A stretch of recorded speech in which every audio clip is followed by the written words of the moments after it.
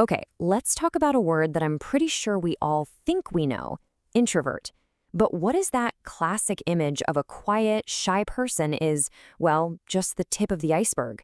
We're going to dive in and see what's really going on. No, seriously, go ahead and take a second. When you hear the word introvert, what's the very first thing that pops into your mind? Is it someone, super quiet, maybe a little withdrawn from everyone else? Yeah. Is it this person, the classic wallflower, kind of daydreaming in the corner of a party? Or maybe you're picturing that kid from school who never, ever raised their hand. That's the stereotype for sure. But here's the thing. It's a really incomplete picture. So let's peel back that old stereotype and actually look at what the research tells us, because it's way more nuanced and honestly, a whole lot more interesting. Okay, so here's the absolute key. At its core, introversion is not about being shy. It's not about being antisocial. It's all about energy management. Think of it like a phone battery.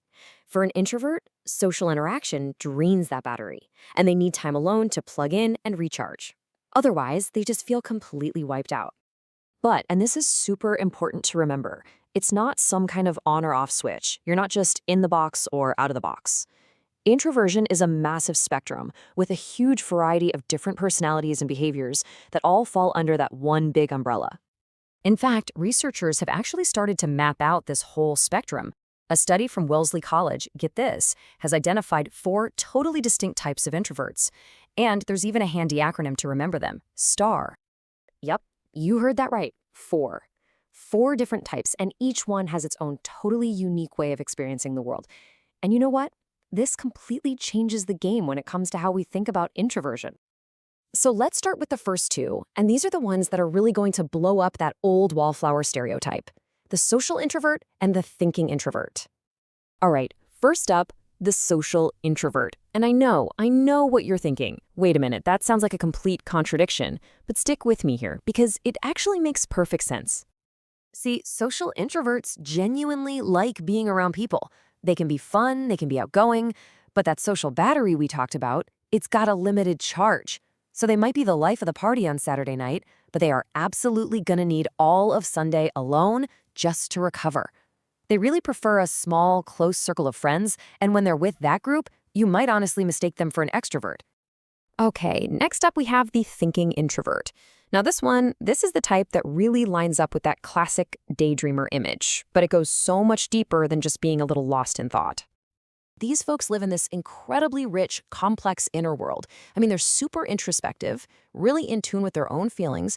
It's not that they dislike people, not at all. It's just that they're often so totally captivated by their own imagination and ideas that they don't really feel the need to seek out company. They might come across as a bit aloof, but really, it's because it's more satisfying for them to just experience a thought than to use up all that energy trying to explain it to someone else. All right, let's move on to our next 2 types. Now, these 2 might feel a little closer to what you traditionally think of as an introvert, but again, there are some really important distinctions. We're talking about the anxious and the restrained types. So, type number 3 is the anxious introvert. And before we go any further, it is so important to be clear. The word anxious here is really specific. It's about their feelings in social situations. Think of it as being much, much closer to what we would normally call shyness. Anxious introverts often feel pretty awkward and self-conscious around other people, especially when it's a new group or a new situation. And afterwards, you know how you can sometimes replay conversations in your head? Well, they tend to do that a lot. It's called ruminating. They'll just go over and over it, wondering, did I say the right thing? Was that weird? And because of all that mental energy, they often find themselves craving to be alone, even if they're with close friends. Okay, and right here, we need to pause and make a really, really critical distinction. Anxious introversion, what we're calling shyness, is a personality trait. It is not the same thing as social anxiety disorder, which is a clinical condition. If you find that social situations cause intense physical reactions, like we're talking shaking, nausea, a racing heart, and it makes you avoid things you have to do, then that's a sign you might want to talk to a professional. It's a hugely important difference to understand. And that brings us to our 4th and final type, the restrained introvert. The best way to think about this person is thoughtful, deliberate.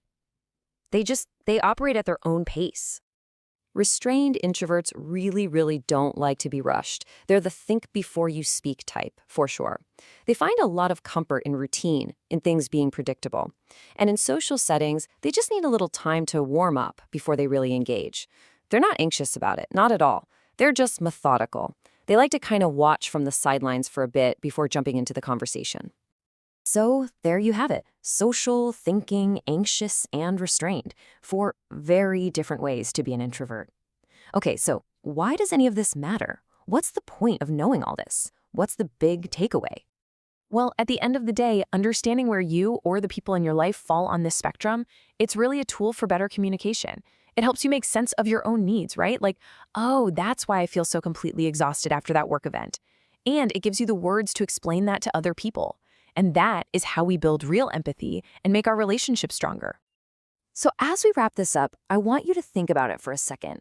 Which of these really sounds like you? Maybe you're a little bit of one, a little bit of another. And the goal here isn't to just find a new box to put yourself in. It's about self-awareness. It's about giving yourself permission to say no to that second party. It's about understanding why your friend or your partner just needs a quiet night at home.